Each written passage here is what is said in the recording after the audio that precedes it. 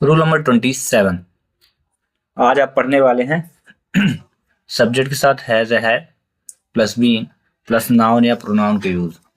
Generally होता क्या है, अगर सब्जेक्ट के साथ हैज, हैव प्लस बीन लगा हो तो आपने रूल में पढ़ा होगा कि इनके बाद वर्ब की फोर्थ फॉर्म लगती है। बट वर्ब की फोर्थ फॉर्म तब लगेगी जब वर्ब सेंटेंस में दिया होगा। बट यहाँ पे हम जो सेंटेंस लिखे हुआ है बीमार रहा है, यहाँ पे वर्ब नहीं है। ये बीमार जो है ना, ये नाउन या प्रोनाउन या एडजेक्टिव, यहाँ यूं कहें, प्रोनाउन की जगह आप एडजेक्टिव यूज कर लें।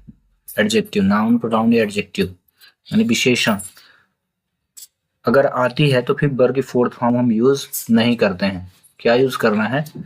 एडजेक्टिव, नाउन या प्रोनाउन का यूज। ठीक है।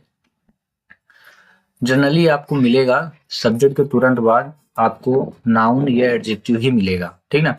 अब यहाँ पे देखो, आप सेंटेंस, वह बीमार रहा है, यहाँ वर्ब नहीं है। वह व्यस्त रही है, यहाँ वर्ब नहीं है। व्यस्त जो है एडजेक्टिव है, विशेषण। ठीक ना। बीमार क्या है? ये भी एडजेक्टिव ही है। ठीक ना। उसकी विशेषता बता रहे कि वो क्या थी? बीमार थी। ठीक है। यहाँ जो ये दिया है वह जो है ये सब्जेक्ट है। ठीक ना। और सब्जेक्ट में आपको बता दूं वह ही का यूज यहाँ होगा वह के लिए, और ही जो होता है ये प्रोनाउन होता है। ठीक है। ऐसे यहाँ पे भी वह रही है तो यहाँ सी का यूज आप करेंगे। उसका रीजन क्योंकि यहाँ जेंडर जो है फेमिनाइन जेंडर यूज कर रहा है। ठीक है। यानी स्त्रीलिंग का प्रयोग हो रहा है। तो यहाँ ये सब्जेक्ट है और सब्जेक्ट में शी का यूज, और शी क्या है? प्रोनाउन। पर्सनल प्रोनाउन भी इसको कहते हैं, और ये थर्ड पर्सन भी है। ठीक है। तो हम इस सेंटेंस को मेक करेंगे तो अकॉर्डिंग टू रूल पहले सब्जेक्ट लिखना है, यानी ही लिखेंगे। ठीक है। ठीक है। यहाँ पे हम कैपिटल लेटर का यूज कर लेते हैं। पहले आप लिखोगे ही, एक मिनट, ही। ठीक है। बीमार के पहले इसका यूज हम लास्ट में करेंगे। अकॉर्डिंग टू रूल देखें, नाउन प्रोनाउन या एडजेक्टिव यूज हम लास्ट में करेंगे, उससे पहले हैज या हैव प्लस बीन लगेगा। तो आप ये भी जान ले कि हैज का प्रयोग किस सब्जेक्ट के साथ करते हैं और हैव का प्रयोग किस सब्जेक्ट के साथ करते हैं। मैं आपको बता दूं, हैव का प्रयोग प्लूरल सब्जेक्ट के साथ करेंगे, प्लूरल सब्जेक्ट।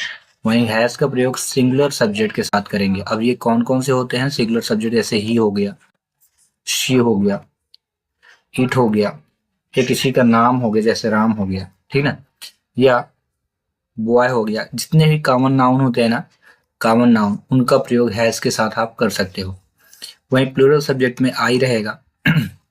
ये एक्सेप्शन के केसेस में आता है, नहीं अपवाद है। आई कभी सिंगुलर कभी प्लूरल का प्रयोग करते हैं। आई का प्रयोग कभी सिंगुलर कभी प्लूरल के साथ, बट यहाँ पे हैव के साथ हमेशा आई लगेगा। वही बॉयज प्लूरल सब्जेक्ट है इसलिए यूज होगा। यू का यूज आप करेंगे हैव के साथ, वी का यूज, दे का यूज। ठीक ना। ठीक ना। ये सारी चीजें। चिल्ड्रन, CHILDREN, चिल्ड्रन जो है ये प्लूरल नंबर है चाइल्ड का। ठीक ना। तो अगर ये सब्जेक्ट आपको दिखते हैं तो हैव का प्रयोग करें, यदि ये सब्जेक्ट नहीं दिखते हैं तो फिर हैज का प्रयोग करना है। तो अकॉर्डिंग टू सब्जेक्ट चले अगर वह, तो वह के लिए आप यूज करने वाले हैं हैज। और हैज के तुरंत बाद देखिएगा, हैज या हैव में से एक चूज करना है, उसके बाद तुरंत ही आपको बीन लगाना है। तो ही हैज बीन हो जाएगा, ही हैज बीन। फिर नाउन प्रोनाउन एडजेक्टिव, तो बीमार तो क्या हो जाएगा? बीमार को बोलते हैं सिक, SICK। बस फिनिश। ही हैज बीन सिक, वह बीमार रहा है। वह व्यस्त रही है। तो फिर से हाँ, यहाँ शी का यूज जैसे आप करोगे तो सब्जेक्ट बनेगा शी, और शी के साथ क्या आएगा? Has been. व्यस्त का मतलब होता है बिजी, BUSY। ठीक ना।